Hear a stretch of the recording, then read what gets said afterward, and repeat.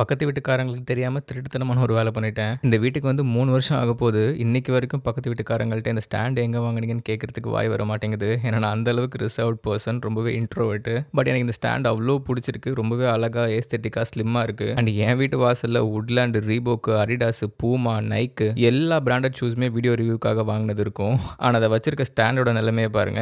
ஒய்ஃபுக்குமே பக்கத்து வீட்டில் இருக்க ஸ்டாண்ட் ரொம்ப பிடிக்கும். ஆனால் அவங்க எனக்கு மேலே இன்ட்ரோவர்ட். பட் இந்த ஸ்டாண்டு என் பையன் ட்ரெஸ் வைக்கிறதுக்காக வாங்கினது. அவனுக்கு செட் ஆகலன்னு சொல்லி தூக்கி போட மனசு இல்லாமல் இப்போ நான் ஷூ வச்சுட்டு இருக்கேன். இப்போ என் வீட்டில் எனக்கு பிடிக்காத இடத்துல இதுதான் முதல் இடத்துல இருக்கு. அண்ட் ரெண்டாவது இடத்துல இதோ இந்த இடம் தான் இருக்கு. இதே ஏன் பிடிக்கலன்னு சொன்னால் சிரிப்பீங்க. பட் சொல்கிறேன், வெயிட் பண்ணுங்க. அதுக்குள்ளே எப்படியோ கஷ்டப்பட்டு இந்த ப்ராடக்ட்டை தேடி பிடிச்சி கடைசியில் ஃப்ளிப்கார்ட்டில் இருந்துச்சுன்னு சொல்லி வாங்கிட்டேன். ஃப்ளிப்கார்ட்ல இருந்து இந்த அளவுக்கு குவாலிட்டி பேக்கிங் எதிர்பார்க்கல. அவுட்ரு ஒரு கார்ட்டூன் பாக்ஸ், அப்புறமா பபுள் ராப், அதுக்குள்ள ஒரு ஷீட்டு செம்மையாக பேக் பண்ணி பக்கா கண்டிஷனில் டெலிவரி ஆயிடுச்சு. அண்ட் எக்ஸாக்ட் சேம் ப்ராடக்ட் நல்ல குவாலிட்டியில் இருக்கு. பட் இதை நான் இப்போ மாட்ட போகிறது இல்லை. ஏன்டா கஷ்டப்பட்டு தேடி பிடிச்சி வாங்கிட்டு மாட்ட மாட்டேன்னா என்ன அர்த்தம்னு கேட்டிங்கன்னா, நான் கஷ்டப்பட்டு வாங்கியிருக்கலாம், நீங்கள் வாங்கி கஷ்டப்படக்கூடாது இல்லையா? நான் ஃப்ளிப்கார்ட்டில் வாங்கின பொருளுக்கு அமேசானில் லிங்க் கேட்குறீங்க, அமேசானில் வாங்கின பொருளுக்கு ஃப்ளிப்கார்ட் லிங்க் இருக்கான்னு கேட்குறீங்க. நான் எந்த பொருள் வாங்கினாலும் அதை யூஸ் பண்ணி பார்த்துட்டு நல்லா இருந்துச்சு அப்படின்னா அந்த பொருளோட எக்ஸாக்ட் லிங்க் மட்டும் தான் கொடுப்பேன் எப்பயுமே. ஸோ நீங்கள் அமேசான் லிங்க் கேட்குறீங்கன்னு நான் குருட்டாம் போக்கில் கொடுத்து காசு சம்பாதிக்காமல் ஜென்யூனாக அதை அமேசானில் வாங்கி அதை இன்ஸ்டால் பண்ணி நல்லா இருந்துச்சுன்னா மட்டும் கொடுக்கலான்னு டிசைட் பண்ணேன். அண்ட் மற்றவங்க எப்படின்னு தெரியல, நான் இப்படி தான் இத்தனை வருஷமாக அஃபிலியேட் பண்ணிட்டு இருக்கேன். அண்ட் இனிமேலும் இப்படி தான் பண்ணுவேன். இந்த ட்ரில்லிங் மிஷின் கூட